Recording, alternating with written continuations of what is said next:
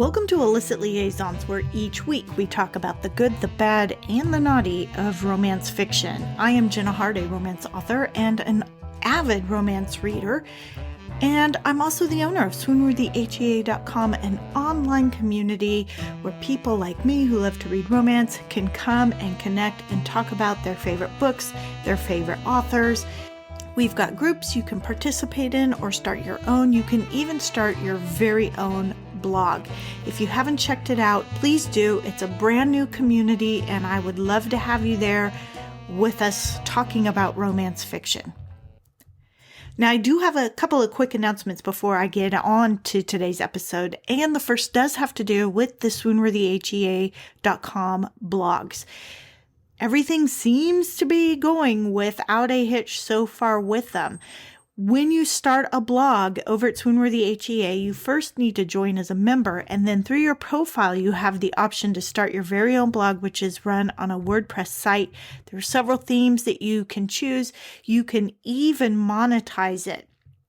All the information about how to do that is there on the site. I even have a video tutorial on how to do it. So if you've ever thought about starting a fan blog for your favorite author or series, or maybe even your favorite character, maybe you want to start a book blog, maybe you're an author that needs a blog but don't want to invest the time and money of starting one from scratch, swoonworthyhea.com is a great place to do it because it is a community for people who love to read romance.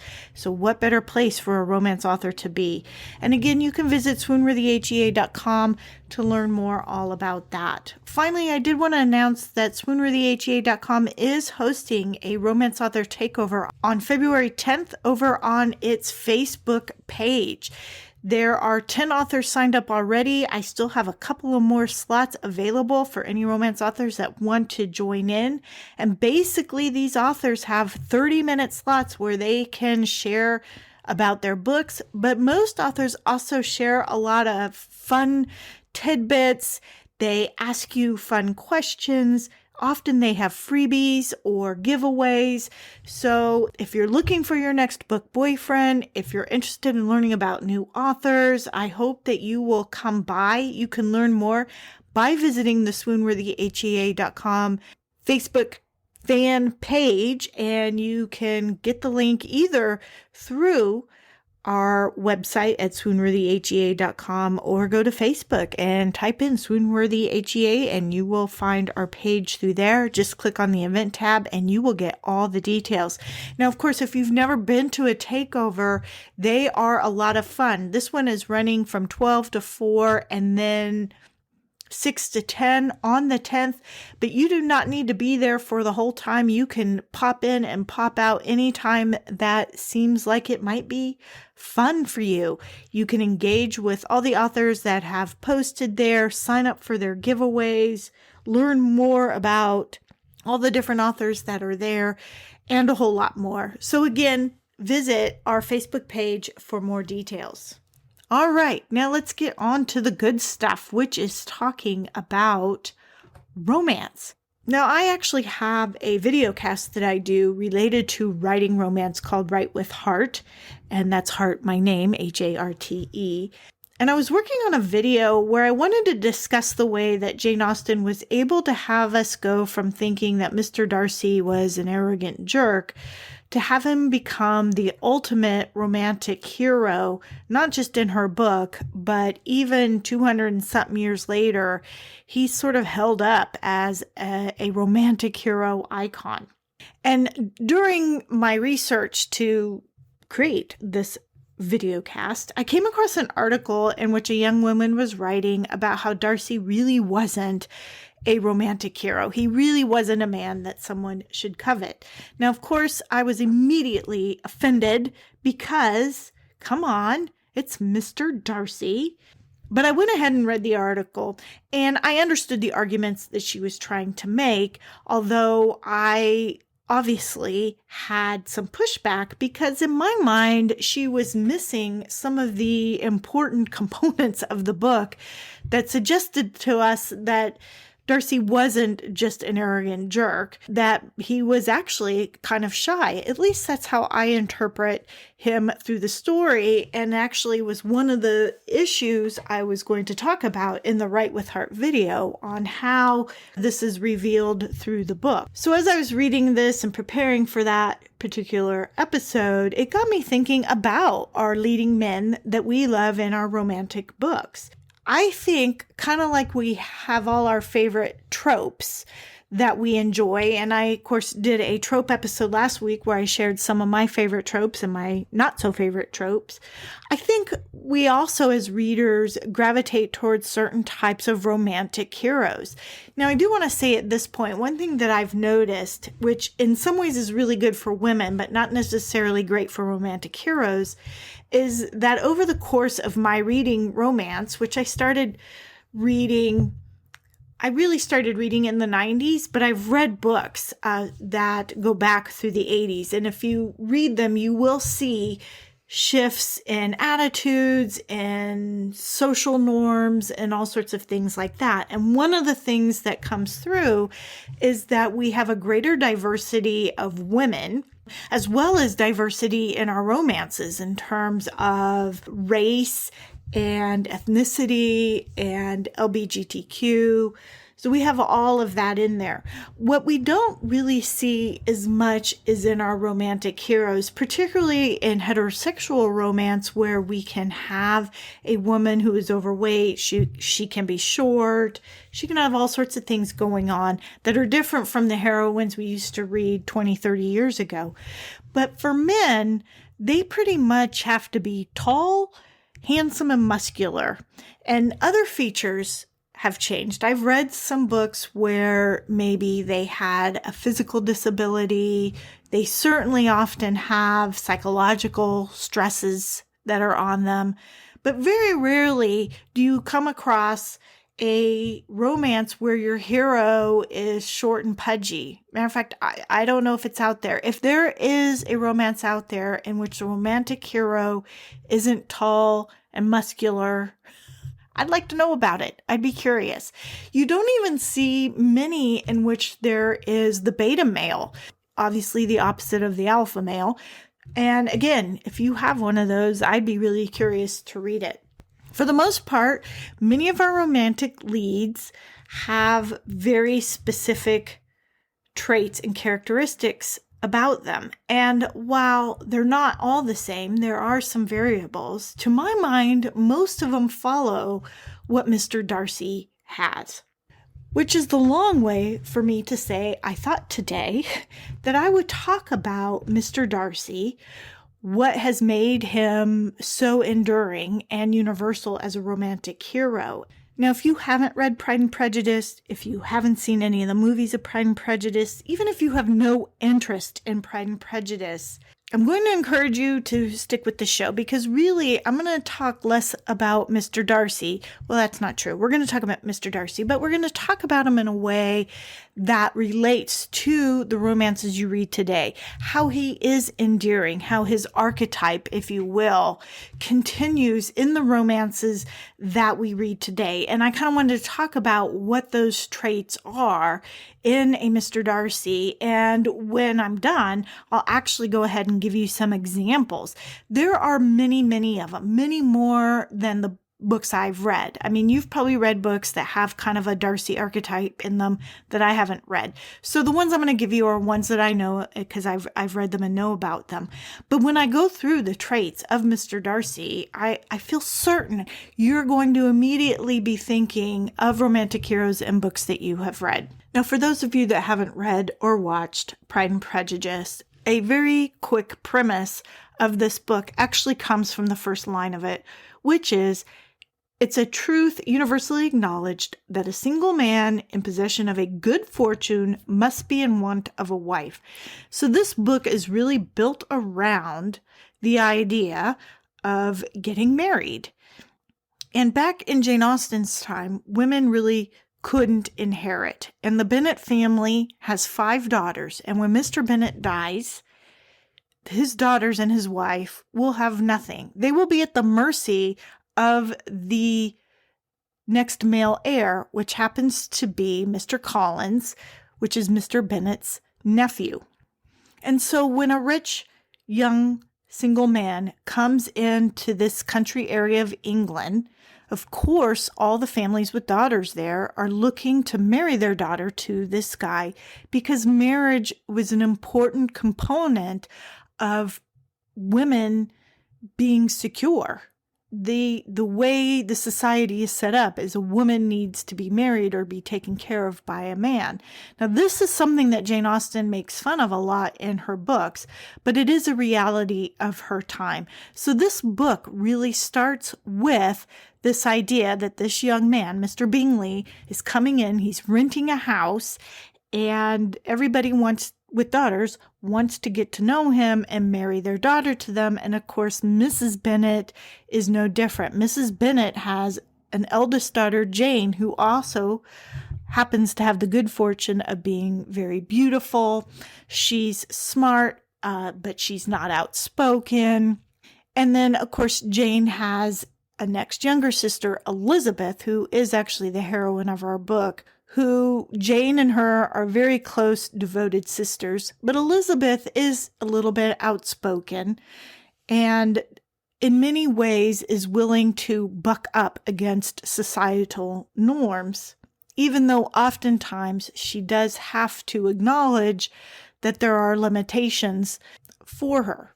So a big party is thrown for Mr. Bingley to come and meet all the daughters. And Mr. Bingley is a very affable man, and he shows up with his two sisters, his brother-in-law, and his very best friend, Mr. Darcy, and then sets off the story. Now, I will be talking a little bit more about how this story goes in terms of how it relates to Mr. Darcy's characters and his traits.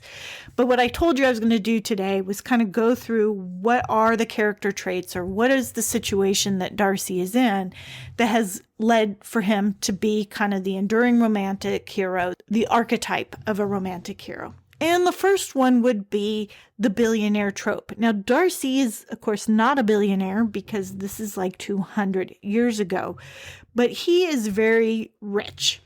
He is, in fact, richer than Mr. Bingley. He has a very large estate, which he inherited, and he seriously takes care of. He respected his father, and he values and feels very obligated and duty-bound to fulfill the obligations that his father had put forth in terms of taking care of the state and all the families that work on it. He's extremely well-connected. He's got wealthy relatives.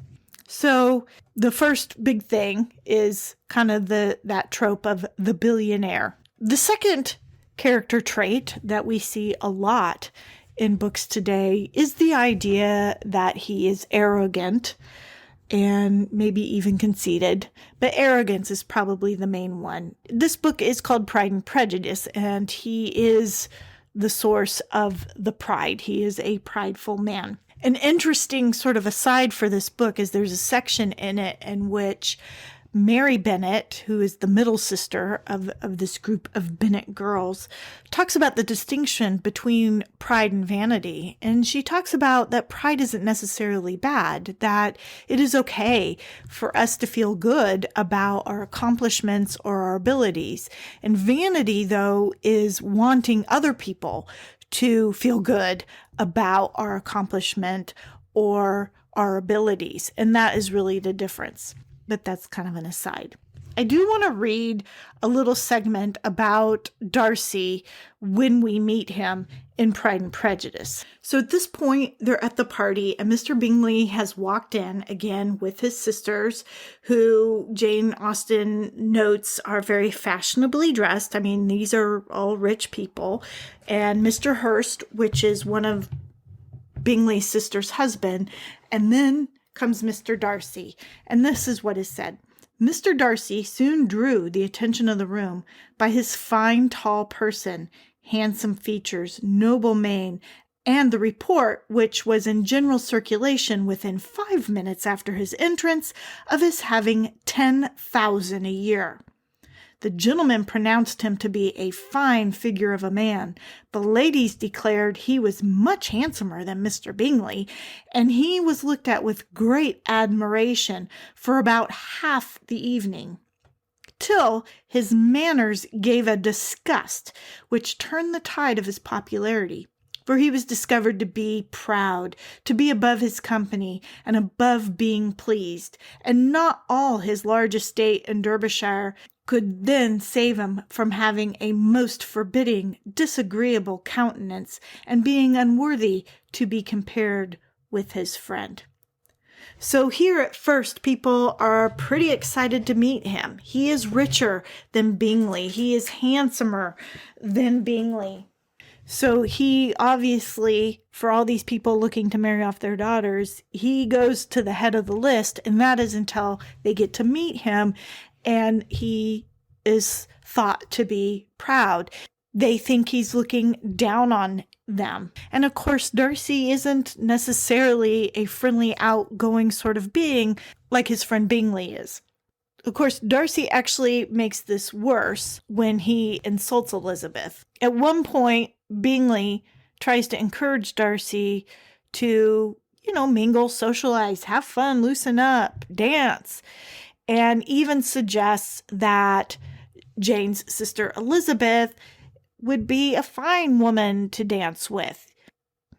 Bingley and Darcy and the rest of them have met the Bennet family. Bingley, of course, is smitten with Jane because she's the most beautiful person in the room. And Elizabeth, being Elizabeth, is witty and charming and can be subtle and not so subtle sometimes in her snark.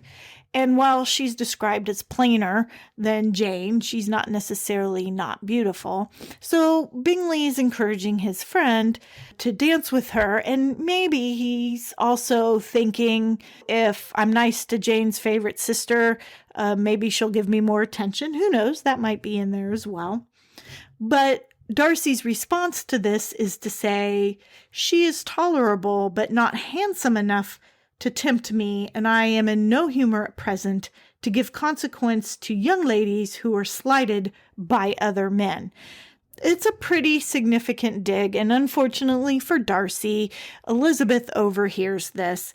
So from the initial meeting and then this slight really sets the bias, the prejudice that Elizabeth has through much of the book, because he is kind of coming off as a pompous jerk.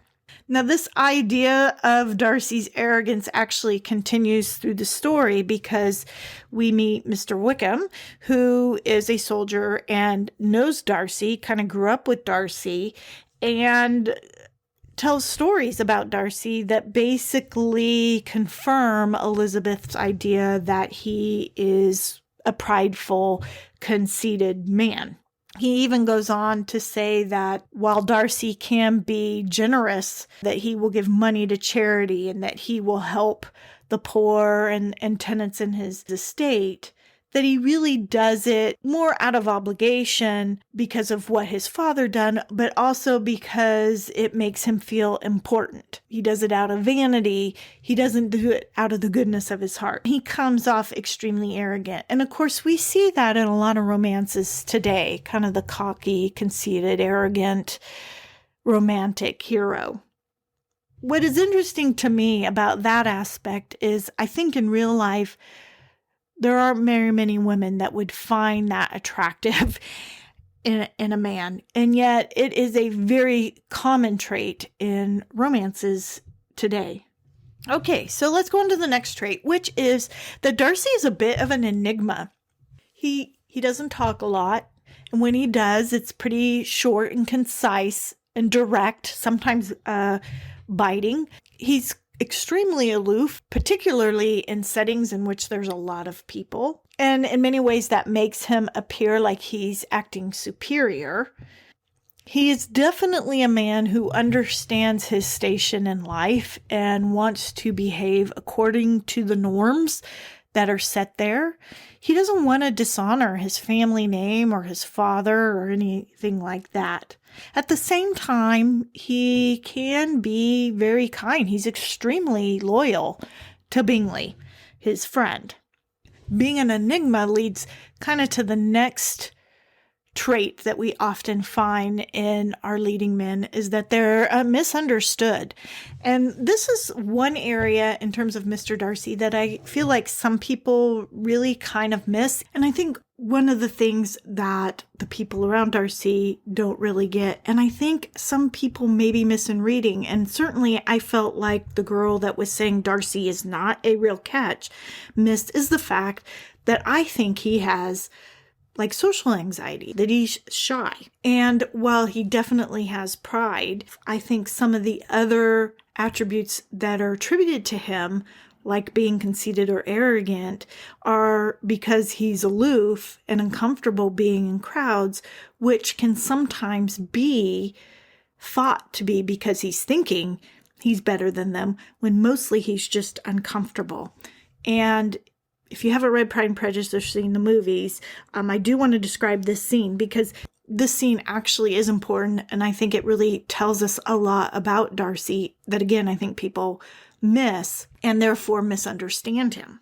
There's a time in the book when Elizabeth goes to visit her best friend, who has married Elizabeth's cousin, Mr. Collins. He's the one that's going to inherit everything when Mr. Bennet dies. And Mr. Collins lives near Rosings, where Lady Catherine lives. Lady Catherine actually happens to be Darcy's aunt. And so Mr. Collins, who is very keenly aware of social norms and wants to be in Lady Catherine's good graces because it makes him feel important, he and his wife take Elizabeth up to the main house to meet Lady Catherine, who doesn't hide her disdain for Elizabeth and how Elizabeth was raised. And Elizabeth is a spirited girl. She takes it and often tosses it back in a way that is a little bit more subtle than Lady Catherine. And of course, Darcy is there.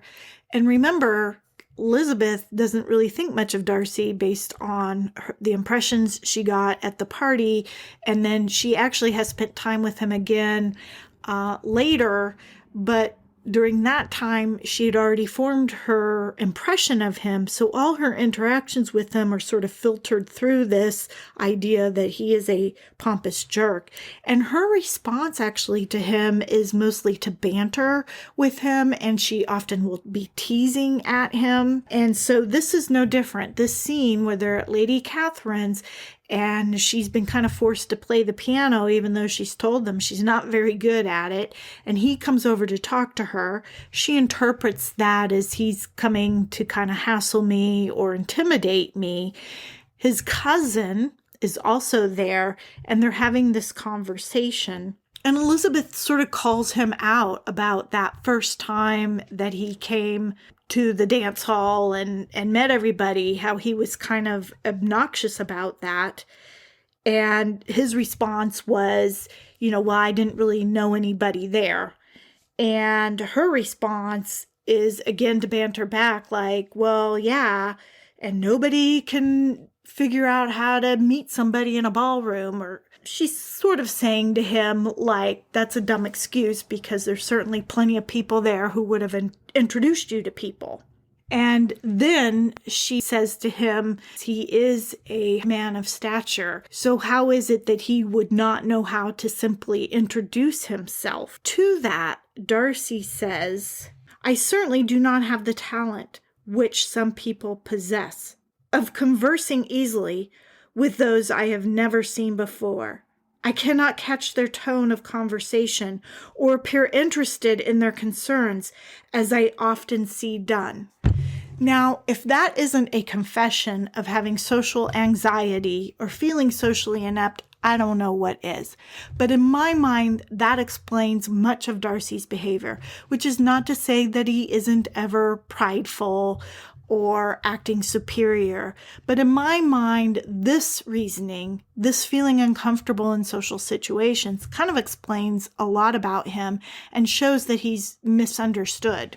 All right, moving on to another character trait, and that is kind of the wounded soul. Now, Darcy doesn't have a wounded soul in the same ways that we might read in other romances of today. We read a lot about romantic heroes that had very difficult childhoods, or maybe they are veterans who have PTSD or something like that. And Darcy was actually raised in a loving home. He had good parents. They taught him good things. He respected his father. It's really important to him that he carry on his father's legacy. But we do have, where I've already indicated, that he does have some social anxiety, that he's uncomfortable around people he doesn't know or in long groups. But also he has a situation in which he has a sister who's probably about 10 years younger than him. So he was an only child for a long time. And then he has this younger sister, Georgiana,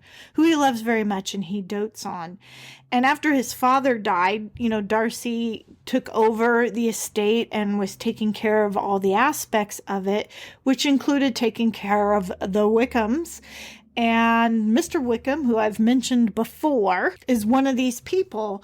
But Wickham is kind of, actually, in reality, he's lazy, he likes to drink, he likes to gamble. He's charming and he's handsome, so he is able to hoodwink some of the women in town into thinking he's a pretty good guy when he's not.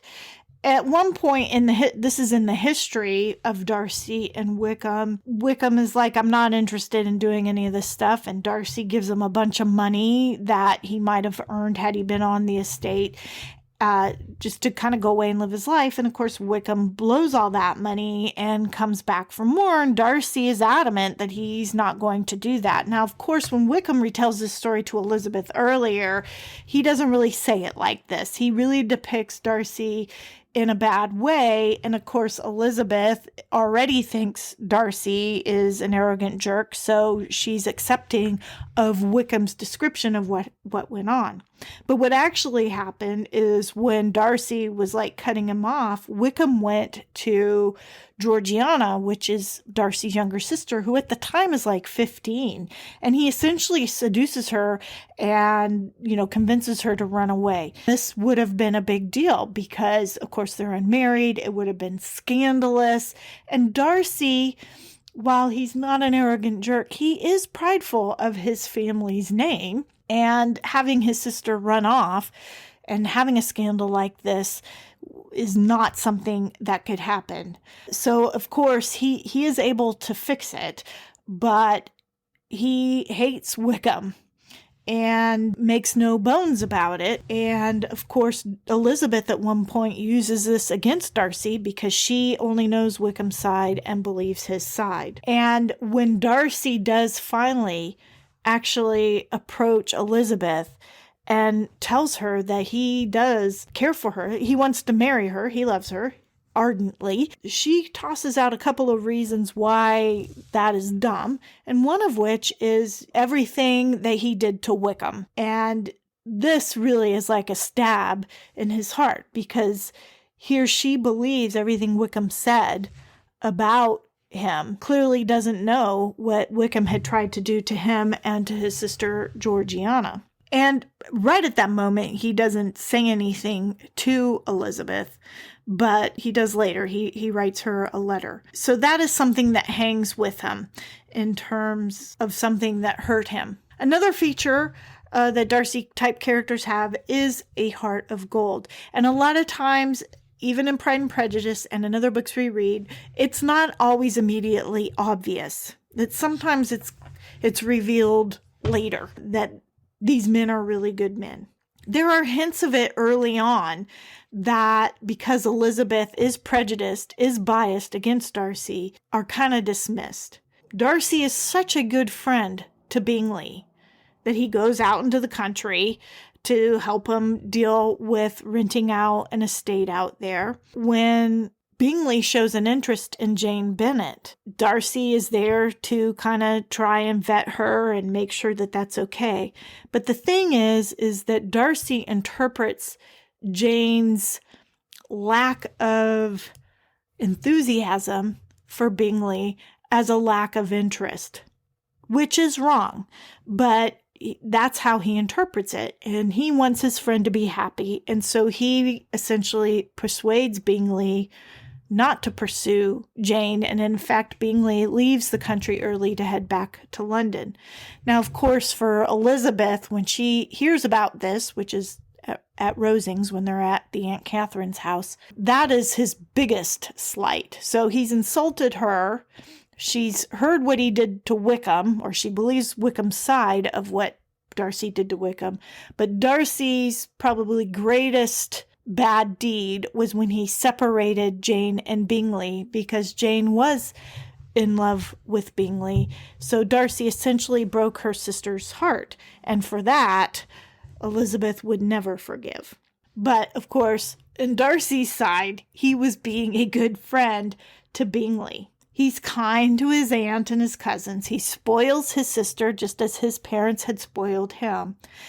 But then also, when he learns Jane's true feelings, he goes to fix that. Now, of course, before he can fix it, there's another issue in which Wickham pulls the same stunt with Elizabeth's youngest sister, Lydia, thereby ruining the Bennet family.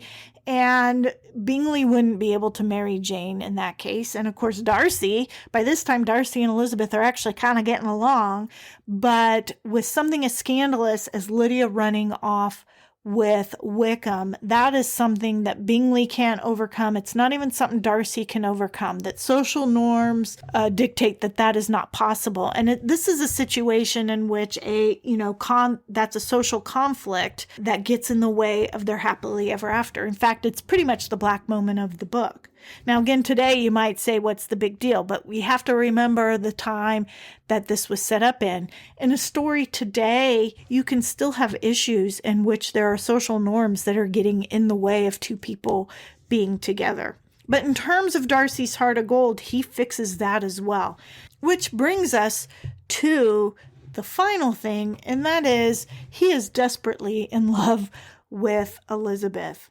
There is a line earlier in the book, and this takes place before she goes to Rosings. This is the second time she has an opportunity to spend time with them, and they are at actually Bingley's house.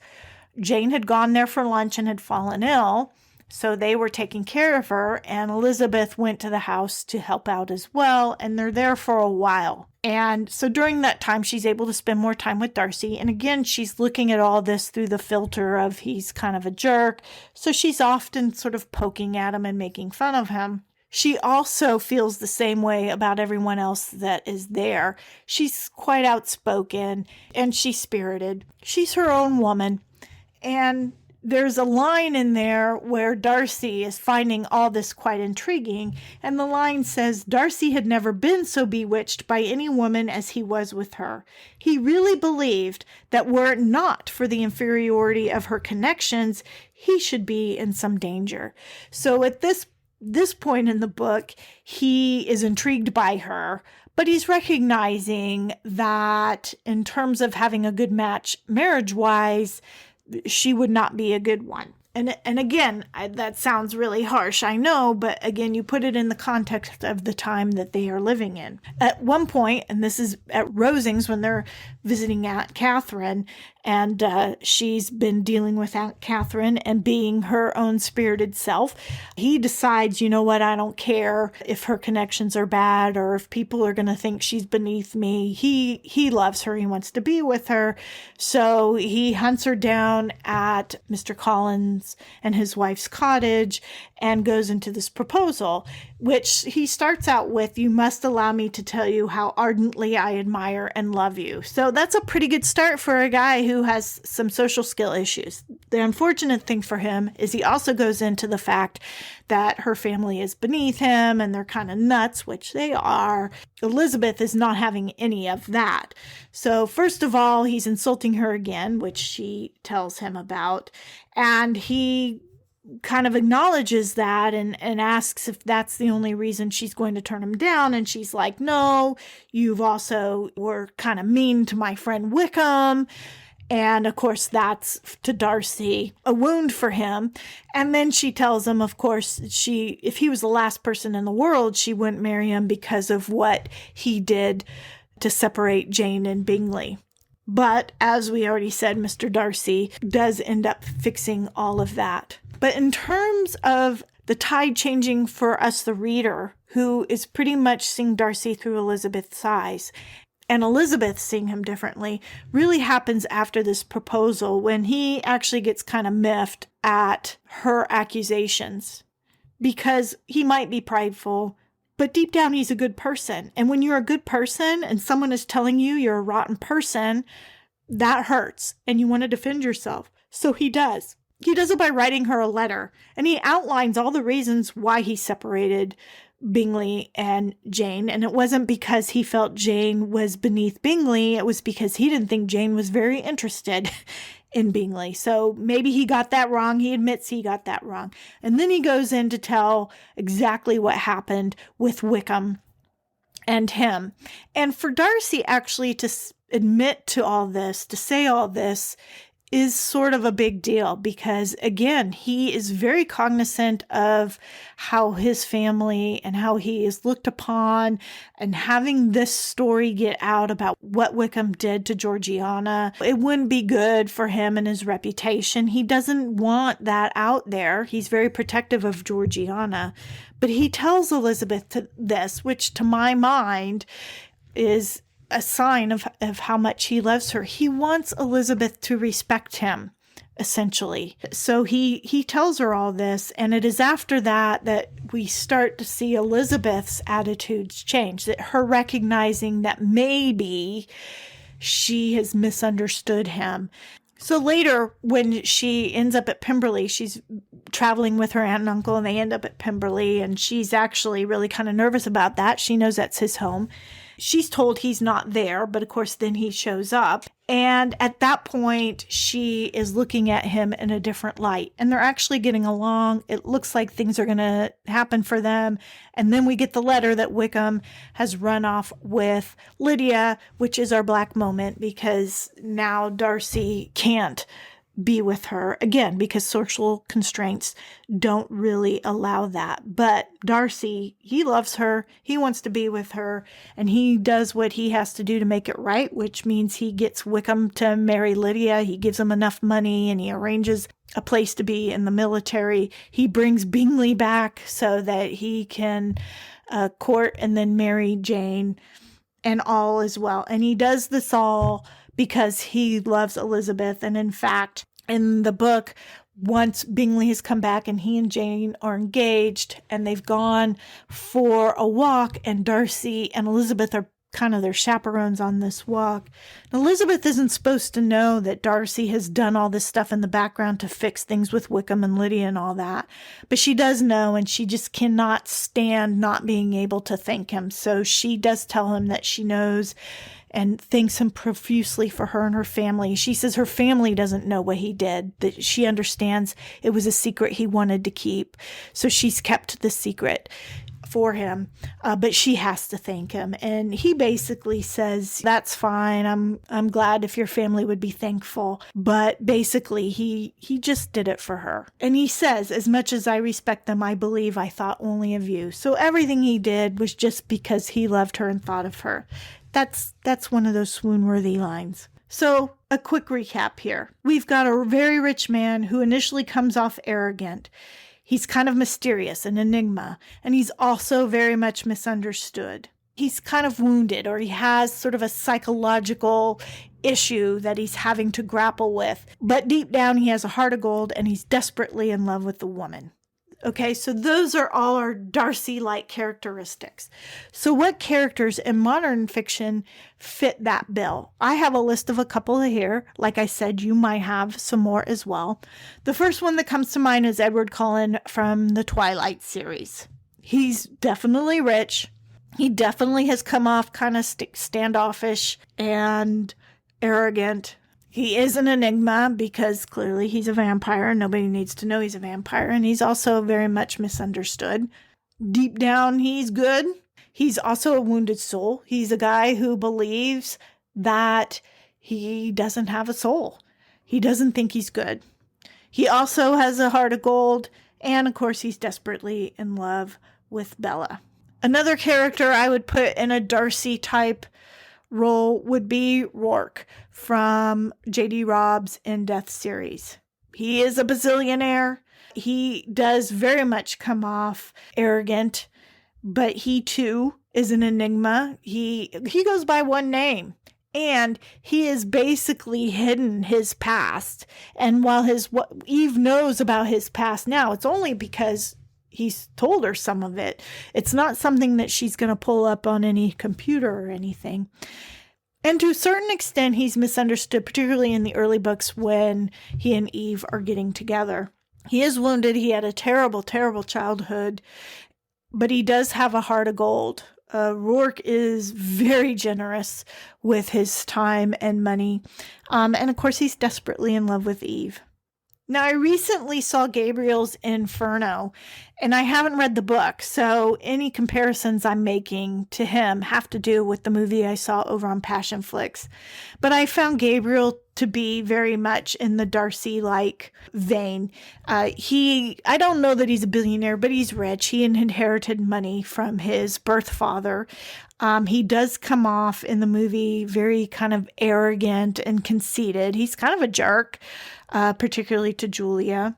He is a bit of an enigma. The people just don't really understand him, and he's definitely misunderstood. And of course, through it, when he is falling for Julia, but he's feeling unworthy, it is kind of this wound that is taking place. And in many ways, it's self-inflicted. He bears a guilt that is almost too much for him to bear. And then ultimately, he tells her, he unburdens his soul. And we discover that it's a terrible, terrible tragedy, but it isn't something that is necessarily his fault. He definitely has a heart of gold, and of course, he is desperately in love with Julia. Another character, surprisingly, that I might put into this Darcy-esque type character would be Joshua Templeton from The Hating Game.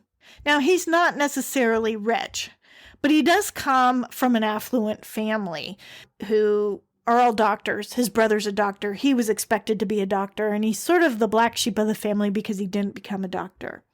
Through much of the book, he comes off as kind of an arrogant, snooty jerk, but he is also definitely an enigma that there's just something about him that people don't understand, which brings us into the misunderstood section of the characteristic. He is wounded because he is feeling the sting of having his father essentially reject him. But he definitely has a heart of gold, and he's desperately in love with Lucy. The final character that I'm going to put into this vein is Wrath from the J.R. Ward books. He definitely has a lot of money. Vampires, have you ever noticed, tend to be rich. And somehow over the years, they're able to amass a great deal of wealth. He does come off arrogant. I mean, he's a warrior vampire. So, he goes through life kind of gruff and in a violent way. At least to Beth, he's a bit of an enigma, and he is kind of misunderstood. He's got a long history of baggage to deal with. He's wounded. The interesting thing about Wrath is that through the books, he actually becomes blind, which isn't necessarily something you see very much with romantic leading men. Now, in the other books, he's not necessarily the leading man, but he's always in there because ultimately he's the head of these vampires. He is the king. But he's also wounded because he does have baggage that he carries from many, many, many years of being a vampire. He does have a heart of gold. These guys tend to be pretty ruthless and unforgiving, but he can be fair when he is exerting his power and control over people. And of course, he's desperately in love with Beth. So I'm sure you can think of other characters you've read in books that have these same traits. The arrogant billionaire who's mysterious and misunderstood, who has baggage, wounds that they carry, but deep down they've got that heart of gold, and of course they're desperately in love with their woman. If you can think of other characters that fit that bill, I would love to hear about them. You can visit swoonworthyhea.com. Click on the Illicit Liaison tab at the top and find this episode. And you can let me know in the comments there some other characters you think are modern day Mr. Darcy's. Well, that's it on my overview of the Darcy archetype. I want to thank you so much for listening to this week's episode.